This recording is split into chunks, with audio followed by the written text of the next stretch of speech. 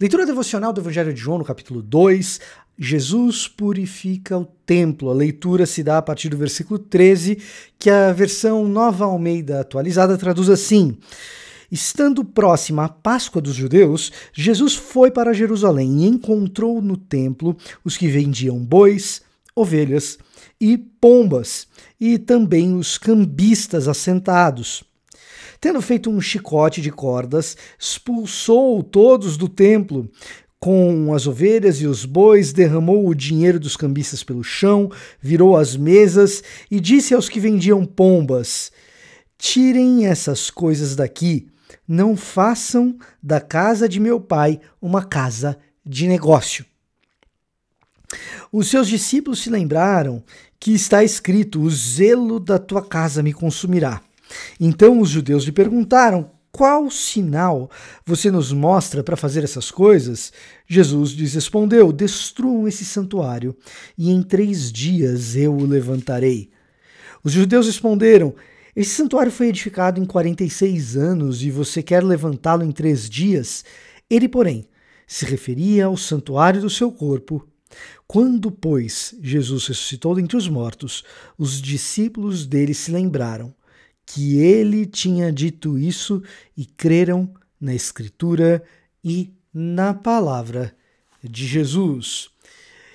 A pergunta que eu faço a partir desse texto é: que tipo de Jesus a gente deseja? Quem é o Jesus que a gente quer? Frequentemente essa passagem é utilizada por aqueles que querem um Jesus beligerante, um Jesus que expulsa pessoas, um Jesus que se permite ser violento contra alguns, um Jesus que não admite determinados tipos de erro e os tratará com rigor. Então a gente é levado à seguinte reflexão: esse comportamento de Jesus, ele é de caráter contínuo e frequente nos evangelhos, ou de caráter excepcional? Em outras palavras, existe alguma outra passagem em que Jesus demonstre tamanha ira e se comporte dessa maneira? E a resposta, evidentemente, é não. Esta é a passagem na qual Jesus se comporta desse modo, se permite virar mesas, espalhar dinheiro pelo chão, expulsar pessoas.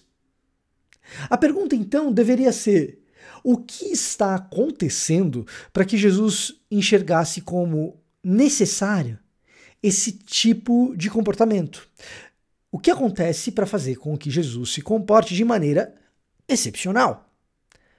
A regra nos evangelhos é de um Jesus acolhedor, amoroso, que inclusive estimula que amemos os nossos inimigos e, diante de violência de outras pessoas, nós demos outra face, caminhemos uma milha extra, demos a capa a quem quer também um manto. Então, sendo essa regra, o que está acontecendo para haver uma excepcionalidade?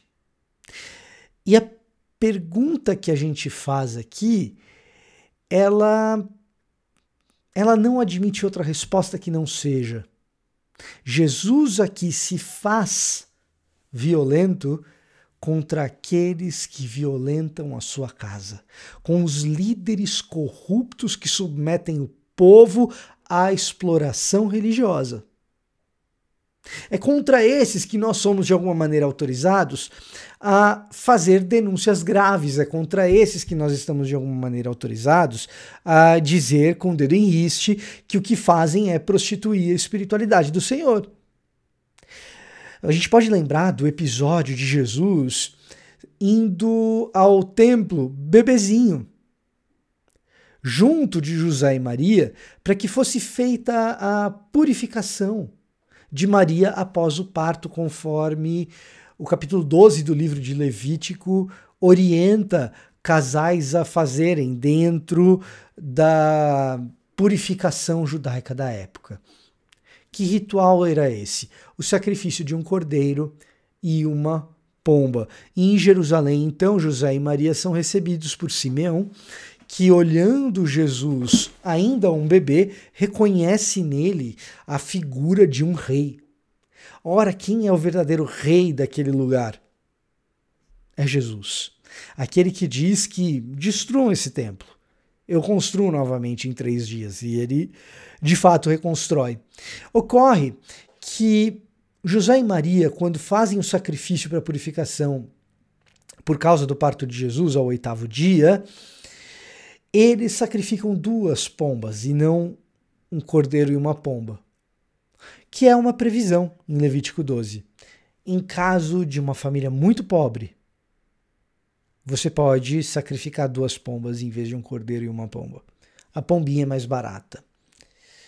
O que esses mercadores, o que esses cambistas do templo estavam fazendo... Vou contar uma história para vocês. Certa vez eu precisei de serviços na embaixada brasileira, na verdade no consulado brasileiro, e ali, naquele consulado que deveria haver proteção para os brasileiros, foi-me requisitado um número X de cópias de um determinado documento sem que houvesse nenhuma necessidade disso.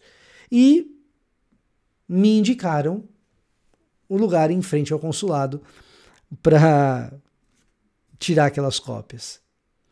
Seriam as cópias mais caras da minha vida, porque ali está se tirando proveito de quem está com uma profunda necessidade. Eu fui tirar cópia em outro lugar e voltei. Cópias que sequer eram necessárias. Aqui está acontecendo algo similar. Provavelmente essas pombinhas estavam sendo vendidas a um preço... Precisa delas, afinal de contas, né? Principalmente quem é pobre.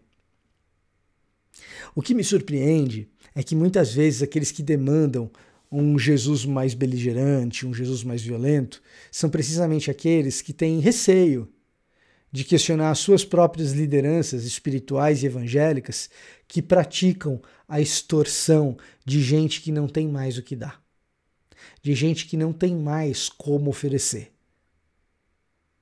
São essas as pessoas, esses líderes, contra quem Jesus vira a mesa. Jesus não vira a mesa contra qualquer pessoa.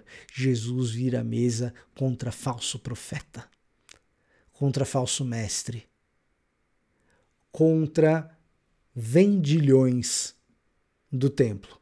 Contra eles, o dedo em riste está autorizado. O estudo devocional que você acabou de aproveitar é fruto do esforço deste que vos fala, que faz o roteiro e que também grava e edita esses vídeos e áudios, mas é também fruto da contribuição generosa de pessoas que acreditam nesse projeto. Se você quer se juntar a esse esforço, existem algumas maneiras de você nos ajudar. A primeira delas, comprando Bíblias pelos links da Amazon que estão disponíveis na descrição desse vídeo. Também na descrição desse vídeo você encontra um link para fazer um Pix, caso você queira doar a esse canal. Esse era o meu recado e eu conto com a sua contribuição. Até o próximo estudo!